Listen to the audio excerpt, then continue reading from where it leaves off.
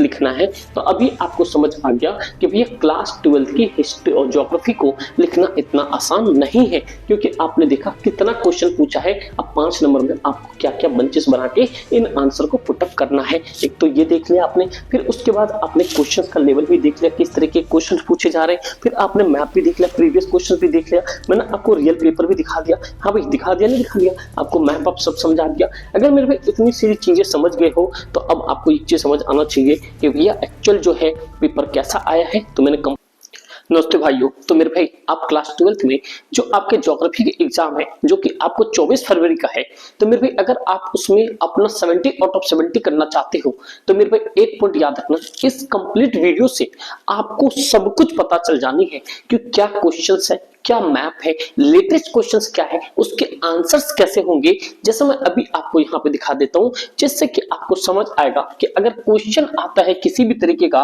तो आपको उसका आंसर क्या होना चाहिए, किस फॉर्मेट में आप आंसर लिखोगे और किस तरीके से आपके प्रीवियस के मैप हैं, किस तरीके से आपके मैप आएंगे। मतलब कि आपके सामने ईच एंड एवरीथिंग मेरे भाई आपके सामने आने वाला है। तो अगर आप ज्योग्राफी में अभी भी कुछ नहीं पढ़ा है तो फिर तो बहुत बड़ी गलती की है, बट अभी पढ़ लो और इस वीडियो के बाद जो जो क्वेश्चंस बता रहा हूं उस लेवल के क्वेश्चंस आप बस तैयार करो, आपका बेड़ा पार है। तो मेरे भाई आप सभी का स्वागत है एसएसपी ह्यूमैनिटीज पे। बस इस वीडियो को देखना, 24 तारीख को आग लगा था ना। तो मेरे भाई चलो देखते हैं फटाफट से। ये आपको कंप्लीट भूगोल का, ये रियल पेपर का ही है मेरे भाई, क्योंकि अपने एसएसपी पे इधर उधर की बातें नहीं आती है। सबसे पहले मैं आपको बताना चाहता हूँ, हम सबका मिशन 90 होना चाहिए। सबसे पहली प्रायोरिटी आपका क्वेश्चन पेपर तो आपके सामने ऐसा आने वाला है जो कि आपके सारा फीचर्स इसमें दिया हुआ है। मेन कंटेंट ये रहा, जो 30 प्रश्न है आपके 5 खंडों में विभाजित है। ये आपको 1 से 17 बहुविकल्प है, 18-19 ये सोर्स बेस आ जाएगा, 20 से 23 ये आपके अति लघु वाला आएगा, 24-28 ये दीर्घ लघु आएगा लॉन्ग क्वेश्चंस में, और ये आपके मैप आएंगे। मैप अगर आप सर्च करोगे अपने एसएसपी ह्यूमैनिटीज पे क्लास 12 ज्योग्राफी मैप, तो मेरे भाई मिड टर्म मैंने करवाया था, आई थिंक प्री बोर्ड में, सेम मैप इस बार भी आने वाला है। तो मेरे भाई जितने भी शेर हो, जितने भी हमारे भाई है, आप सबसे पहले चीजें देखो, ये जो क्वेश्चन है पीवाईक्यू में किस तरीके के प्रीवियस ईयर में क्वेश्चंस पूछा गया है, इसका आंसर कैसे लिखना है, सब कुछ डिस्कस करेंगे। कंप्लीट बने रहना इस वीडियो में, सारा बेड़ा पार, समझे। तो पहला क्वेश्चन क्या है आपके सामने कि प्राकृतिक की प्रबल शक्ति, मैं यहां से बताता हूं। देखो कह रहा प्राकृतिक की प्रबल शक्तियों ने आदिम समाज की गतिविधियों को नियंत्रित किया, इस पर कथन परख कीजिए। आपको क्या लग रहा है कि क्लास 12th में जितने भी ज्योग्राफी है ये आपके यूपीएससी लेवल के ज्योग्राफी है मेरे भाई, और यही वहां पे भी आता है, जो प्रिपरेशन करेंगे उनको पता चल जाएगा। ये जितने भी है ये आपके यहाँ पे ये थिंकिंग बेस है, आप कंप्लीटली बुक से नहीं लिख सकते। ध्यान से सुनते जाना, अगर पूरे नंबर लाना चाहते तो ये आपके क्या है थिंकिंग बेस है, आप इसे कंप्लीटली बुक से नहीं लिख सकते। हाँ, बट पूरा पूरा कंसेप्ट आप बुक से लोगे। जैसे आप ये देखो कि प्राकृतिक की आप सबसे पहले डेफिनेशन, प्रबल शक्तियों जो आदिम समाज की गतिविधियों को नियंत्रित किया है, इस पर कथन परख करना है। तो इस तरह के क्वेश्चन आपके 3 नंबर में आएगा। वहां पे कई बच्चे बिल्कुल ब्लैंक हो जाते हैं, बट आप ना होना, मैं आंसर दिखाऊंगा अभी 2025 के सैंपल पेपर में जो क्वेश्चंस पूछा है वो भी दिखाऊंगा, विद मैप दिखाऊंगा, डोंट नीड टू वरी मेरे भाई। दूसरा क्वेश्चन आपके सामने आ चुका है। दूसरा क्वेश्चन है यहाँ पे कि भाई कह रहा है नगर गांव, देखो कह रहा है क ख 2 पूछा है, नगर गांवों से प्रत्यक्ष और अप्रत्यक्ष दोनों प्रकार से जुड़े होते हैं और वे परस्पर भी जुड़े होते हैं, इस कथन की व्याख्या कीजिए। आप जानते हैं नगर गांव से, ध्यान सुनना, ये जो नगर होता है, शहर होता है, गांव से प्रत्यक्ष भी होता है अप्रत्यक्ष भी होता है, ये इस पे आप क्या संबंध देना चाहोगे? आंसर मैं आप सबको बताऊंगा। भारत में गुच्छित ग्रामीण बस्तियों के विकास के 3 कारण बताने हैं कि किस तरीके से ग्राम में ये गुच्छित बस्तियां बस बढ़ रही है। अगला क्वेश्चन है, संसार के कुछ देशों में मानव विकास के निम्न स्तर होने के 3 कारणों की व्याख्या करना है, अथवा संसार के कुछ देशों में मानव विकास के उच्च स्तर होने की 3 कारण, ठीक है, 3 कारणों की व्याख्या करना है। ये मेरे भाई ये संसार में कुछ ये सेम क्वेश्चन रिपीट हुआ है। ठीक भाई, अगला कह रहा है भारत में जल संसाधनों को घटने के उत्तरदायी किन 3 कारणों का व्याख्या करना है। ऐसा क्या रीजन है जो भारत में जल संसाधन कम हो रही है? बढ़ती पॉपुलेशन, बहुत सारे फैक्टर बता सकते हो, कारण बता सकते हो, अभी हम बात करेंगे। अगर आप बड़े क्वेश्चंस में आते हो दीर्घ वाले में जो कि आपके 5-5 नंबर के हैं, तो बेटा आर्थिक और सांस्कृतिक कारक संसार के जनसंख्या वितरण को प्रभावित करते हैं, इसके कथन बताएं।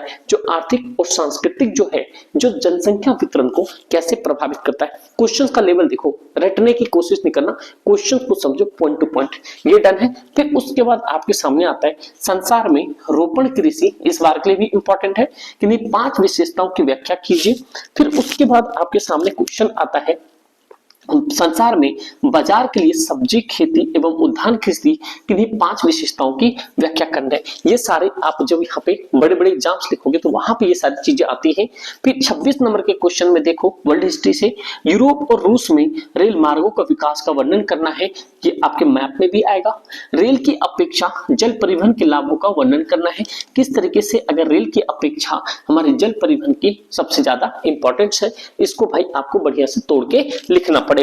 उसके बाद मेरे भाई आपके पास क्वेश्चन है भारत में जनसंख्या के घनत्व को प्रभावित करने वाले विभिन्न कारकों को स्पष्ट करना है, मतलब इसे भारत के रिस्पेक्ट में बताना है। और जब भी कभी ऐसे क्वेश्चंस करो उसको डिफाइन करना है, उसके कारक बनाना है, उसके फिर निष्कर्ष भी लिखने हैं, अब कुछ ऐसे फैक्ट भी डालने हैं। जैसे कि मान लो कहीं आपने आई थिंक मान लो जैसे आप बिहार दिखा रहे हो तो आप वहां पे बिहार पॉपुलेशन मामले कुछ इस तरीके से आप यह मैप भी दिखाओगे। ठीक है, उसकी ग्रोथ रेट भी बताओगे अगर ये सारी चीज पता है।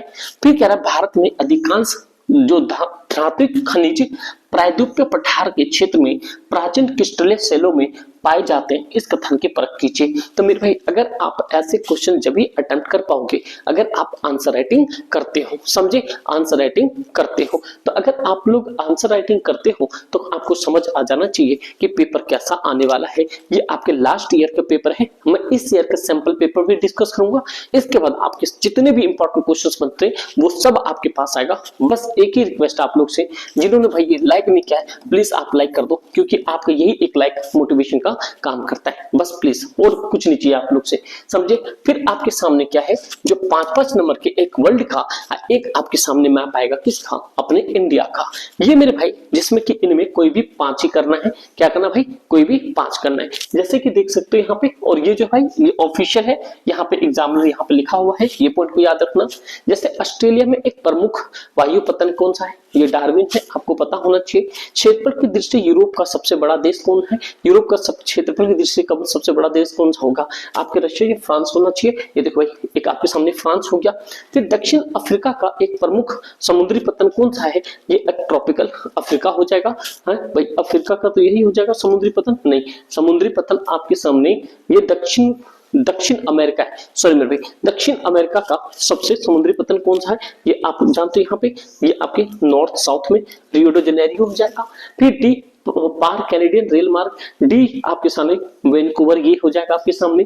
फिर निर्वाह संबंध संग्रह का एक प्रमुख क्षेत्र कौन सा है, ई वाला आपके सामने किधर दिया हुआ है, ई, तो मेरे भाई ई किधर है, ये रहा भाई ट्रॉपिकल अफ्रीका, एक ये हो जाएगा। क्षेत्रफल की दृष्टि से अफ्रीका का सबसे बड़ा देश कौन सा है, अल्जीरिया, मेरे भाई ये रहा आपके सामने अल्जीरिया, एफ वाला है भाई अल्जीरिया।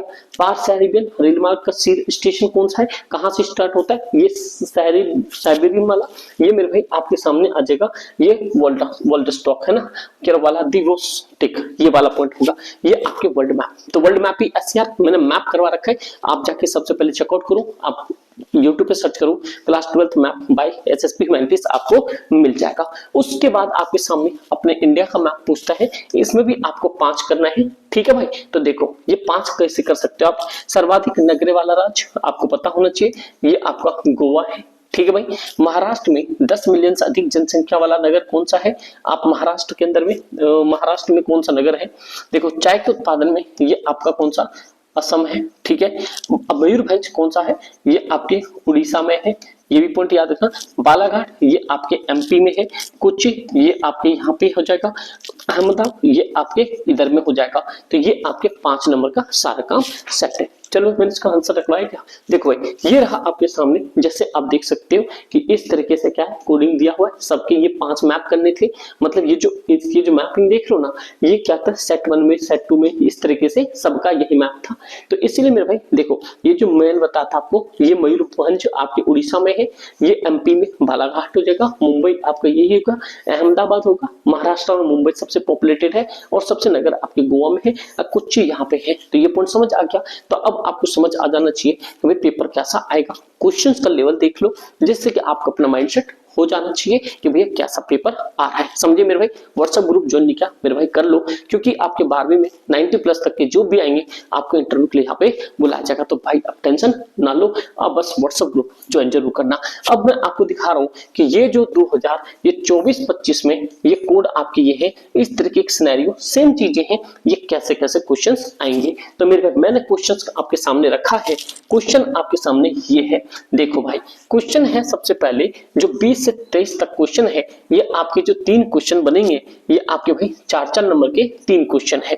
पहला क्वेश्चन कह रहा है वास्तविक जीवन के उदाहरण की सहायता से प्रकृति के मानवीकरण की व्याख्या कीजिए। अब क्या कह रहा है, ध्यान से सुनना।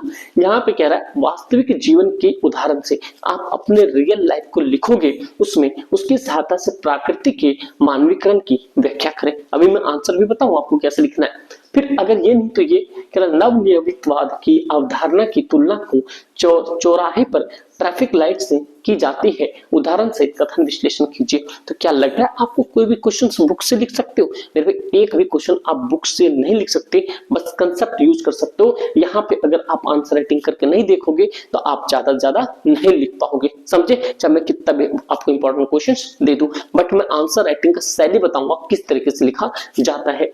उसके बाद अगला क्वेश्चन आ गया, एक स्मार्ट सिटी की एक प्रभाव तैयार करें जो उन्नत प्रौद्योगिकी को बढ़ाने के लिए एकत्रित हो। अगर जानते हो अगर इंडस्ट्री जब भी बढ़ेगी, स्मार्ट सिटी होगा जब भी इंडस्ट्री लग सकती है, क्योंकि वहां पे आने जाने का रास्ता होना चाहिए, बिजली होना चाहिए, पानी होना चाहिए, लेबर होना चाहिए 24/7। ये पॉइंट आपको इसमें लिखना है, जिसमें ये सारी चीजें आपको दिया है।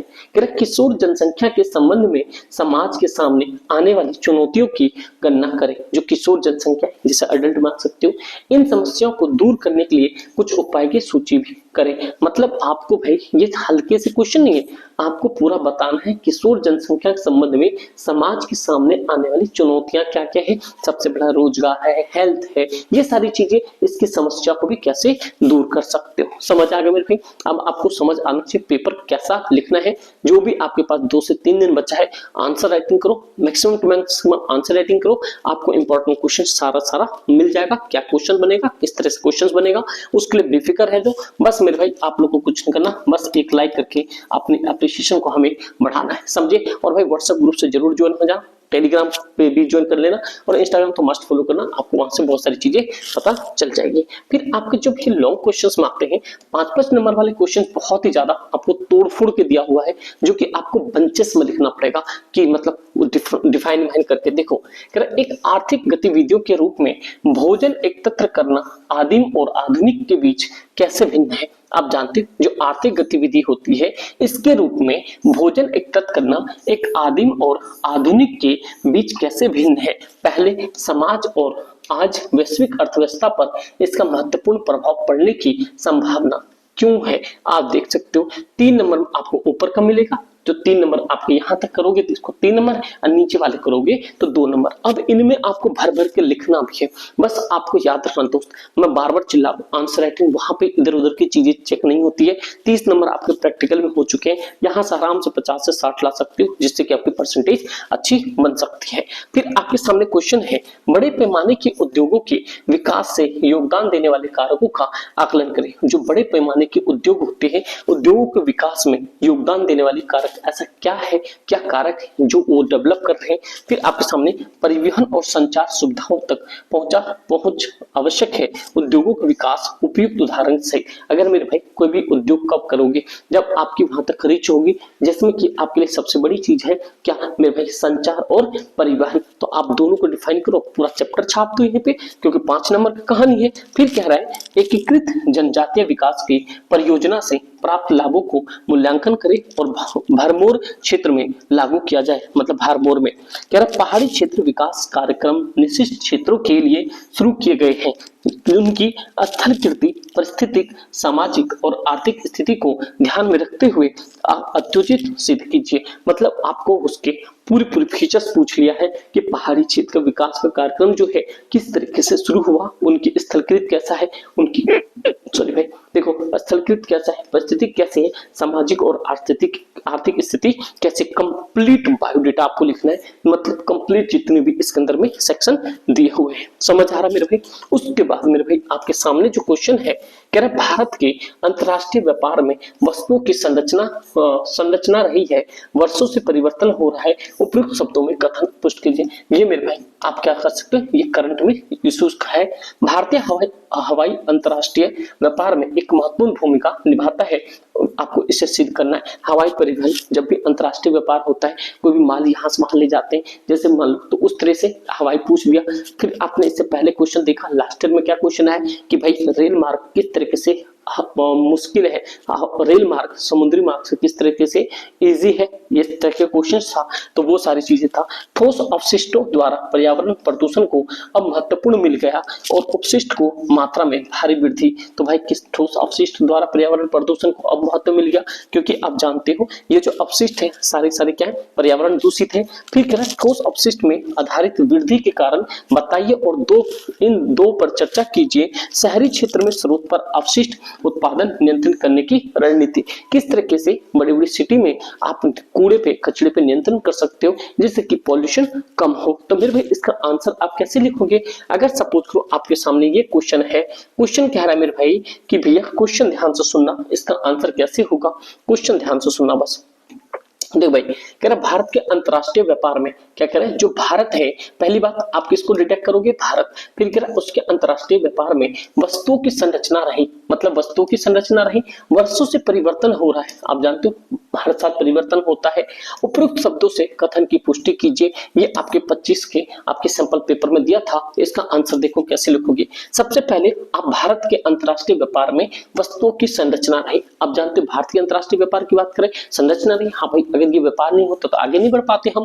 कह रहे हैं हाँ भारत के अंतरराष्ट्रीय व्यापार में वस्तुओं की संरचना में पिछले कई दशकों से बदलाव हो रहा है। भारत का निर्यात अब पहले से ज्यादा विधि प्रकार का हो गया और इस आयात में भी बदलाव आया। पहले के जमाने में अगर हम बात करते हैं जब हमारा देश आजाद हुआ था, जो उसके कंपैरेटिव में आज जो है हम अच्छे लेवल पे निर्यात कर पाते हैं और उससे अच्छी मतलब स्पीड से कर पाते हैं। दूसरा पॉइंट लिखना आपको, भारत के अंतरराष्ट्रीय, इसमें क्या रहे देखो, भारत के अंतरराष्ट्रीय व्यापार में बदलाव के कुछ उदाहरण देखो क्या हुआ।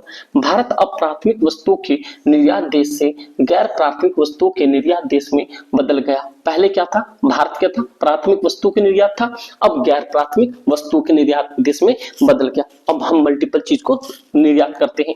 भारत के पारंपरिक निर्यात वस्तु जैसे कृषि उत्पादकों का निर्यात कम हुआ। पहले क्या था, कृषि उत्पादकों क्या होता था, आयात हम लाते थे, निर्यात कम हुआ क्योंकि कृषि बहुत कम होने लगी। पेट्रोलियम परिशिष्ट उत्पादों का निर्यात बढ़ा। हमने क्या कर लिया भाई, यहाँ पे जो हमारे पास तो निर्यात जो था, ये निर्यात क्या हुआ, पेट्रोलियम परिष्कृत उत्पादों का निर्यात बढ़ गया। भारत अंतरराष्ट्रीय स्तर पर सॉफ्टवेयर के मामले में मजबूत है और सूचना प्रौद्योगिकी के निर्यात से वृद्धि मुद्रा कमा रहा है। निर्यात से क्या हो रहा है, यहाँ पे प्रौद्योगिकी से विदेशी मुद्रा कमा रहा है। मतलब जो हमारे देश में जो निर्यात है, देखो सबसे पहली बात जो हमारे देश में निर्यात हो रही है, मतलब काफी जो इंजीनियर्स होते हैं, बायोटेक्नोलॉजी वाले होते हैं, विदेश में रहते हैं, वहां से हमारे देश में पैसा भेजते हैं। भारत में अभी यांत्रिक उत्पादकों के निर्यात में वृद्धि हुई। ठीक है भाई। फिर कह रहे हैं यहाँ पे रसायन और दवाइयों में भी एक प्रमुख हिस्सेदारी हासिल कर ली। जैसे कोविड में देखा होगा हम ही लोगों ने खुद से अपनी एक वैक्सीन बनाई। रत्न और आभूषण के निर्यात में हमेशा एक प्रमुख भूमिका रही। अभी भी भारत के पास जो गोल्ड है वो सबसे ज्यादा रिजर्व है।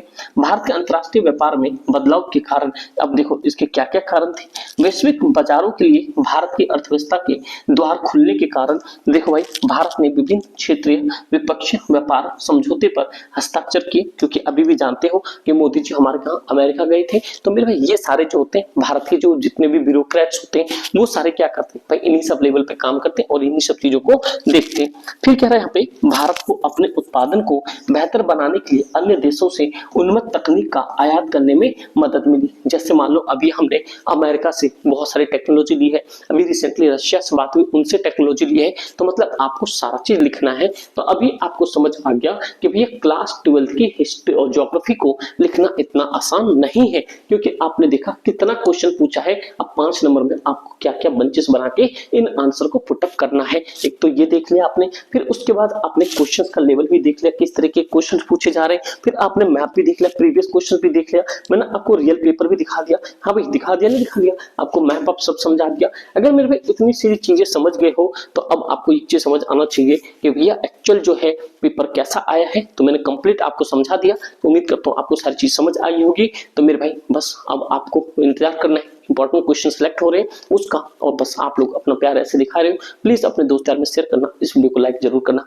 कमेंट करके बताना नेक्स्ट जो है कोई चैप्टर में दिक्कत है तो वो भी चीजें। ठीक है दोस्तों, thank you so much and जय हिंद।